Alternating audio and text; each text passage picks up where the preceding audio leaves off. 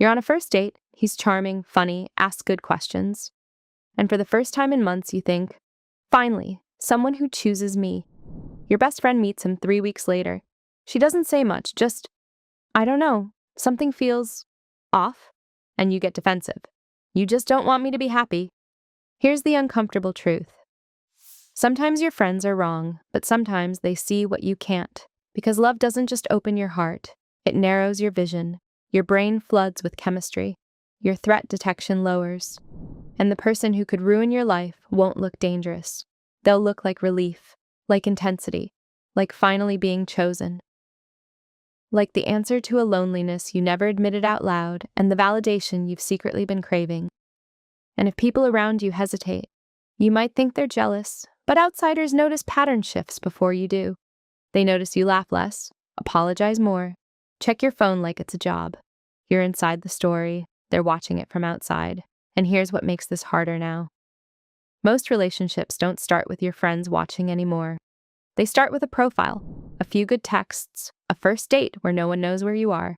You're building trust with someone whose character hasn't been observed by anyone in your life. No shared history, no mutual friends asking questions, just you and the story they're telling.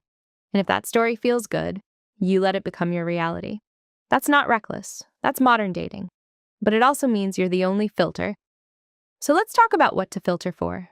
Because the most dangerous person won't announce themselves. They'll feel like destiny. And it starts with 3 specific patterns that feel like love, but aren't. Month 1, he texts you good morning every day, calls you his soulmate, says he's never felt this way.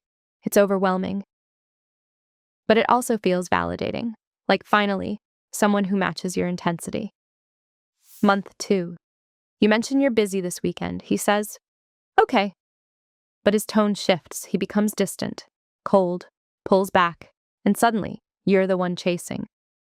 Apologizing for having plans, proving you care. Month 3, you're walking on eggshells, trying to keep him happy, trying to get back to how it was in the beginning. That version of him? That was the hook. This version. This is the pattern. The brain bonds harder to what becomes unpredictable. And here's the thought that keeps you stuck. They're just jealous. They don't want me to be happy. They don't understand what we have. Sometimes that's true, but here's the test. Are multiple people who have nothing to gain from you being single all expressing the same concern? If your mom, your best friend, and your coworker, 3 people who don't know each other, all hesitate when they meet him, that's not jealousy. That's pattern recognition. And here's what most people miss. Intensity is not depth. Fast is not real. And the person who makes you feel most alive might be the same person slowly making you disappear. Watch for big promises early. I've never felt this way. You're different from everyone. I know this is fast, but I just know. It feels like relief, especially if you've been lonely or overlooked. The most dangerous love doesn't feel scary at first. It feels like finally being chosen. Then slowly, idealization becomes criticism. Closeness becomes control. Affection becomes withdrawal. You start chasing the version of them you met at the beginning. That version was bait. And there's one detail you can't ignore. A dangerous person does not want you on equal footing. They want you slightly below them. Enough that you hesitate, explain yourself, seek permission. They'll call it being realistic. They'll call it helping. But the outcome is that you shrink. A healthy partner wants to build with you. A dangerous one wants to manage you. And that can come in different costumes. The obvious one is the narcissistic type. Charming, intense, always the main character. The quieter one is the dominant, high performer, impressive, productive, decisive, but allergic to your independence. The person who loves you as long as you're smaller than them. The moment you grow, they feel threatened. Success shifts the dynamic. And the rare but brutal one is the exploiter.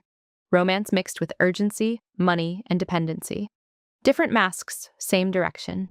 You end up smaller, more isolated, more dependent. And yes, this is the exception, not the rule. Most people aren't plotting. But the few who are, they can cost you years. Now here's what nobody tells you. By the time you're dealing with a manipulator, you've usually missed earlier signs, because manipulation doesn't start with control. It starts with something that feels like care. So let's rewind. What does it look like before it gets dangerous? You're excited about a promotion. You come home ready to celebrate, and they say, That's great. More stress though, right? Are you sure you can handle that? Not yelling, not cruel, just doubt wrapped in concern. They didn't celebrate with you. They planted a question. And now you're carrying doubt that didn't originate in you. 3 days later, you're lying awake, wondering if you can handle it. This is the diminisher. They don't attack you, they reduce you. Small comments. You're overreacting. You're too sensitive. Why do you need that? It's never explosive, it's erosion, and the point isn't just to hurt your feelings, it's to keep you easier to steer. If over time you feel smaller, more cautious, less expressive, something is wrong. A healthy relationship expands you. A dangerous one narrows you. And here's where people overcorrect. They hear this and think, so anyone who disappoints me is dangerous. No, not every unstable person is a villain. Some are just unfinished. Most people aren't trying to ruin you. They're just immature, inconsistent, or emotionally underdeveloped. They might hurt you, but they're not strategically trying to make you smaller. Painful? Yes. Life-destroying? Rarely. The real problem is trying to build something stable with someone unstable. That's incompatibility, not sabotage. But there is one more level that's rare and severe. The exploiter. They move fast around money, they create urgency. They mix romance with financial dependency. They push for shared accounts early, they borrow repeatedly. They ask for investments, they play the victim. And here's the rule. Never mix large money with someone whose character you have not observed over time. Love is not due diligence. Emotion is not a contract. Some people don't stab you with betrayal, they cut you slowly through trust. So how do you protect yourself without becoming paranoid? 4 things. First, time. Manipulation hates time. If someone pushes for speed, emotional speed, financial speed, commitment speed, slow down. Healthy people can tolerate pacing. Second, boundaries. Say no once, watch the reaction. A healthy person can handle disappointment. A dangerous one will punish, guilt, pressure, or withdraw. And the third one is the one most intelligent women ignore. Third, consistency over intensity. Intensity is chemistry, consistency is character. Fourth, listen to your body. If you feel constantly anxious, that's not passion. If you feel like you're constantly proving yourself, that's not love. If you feel like you're walking on eggshells, that's not compatibility. And here's the most important test.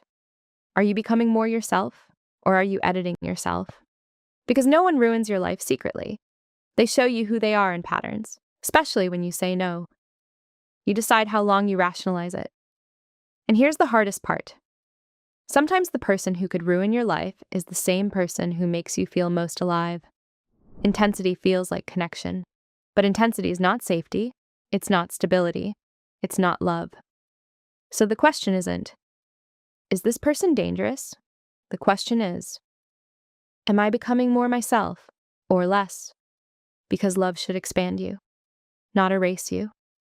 If you are slowly disappearing, that is not love failing. That is you ignoring what you already know.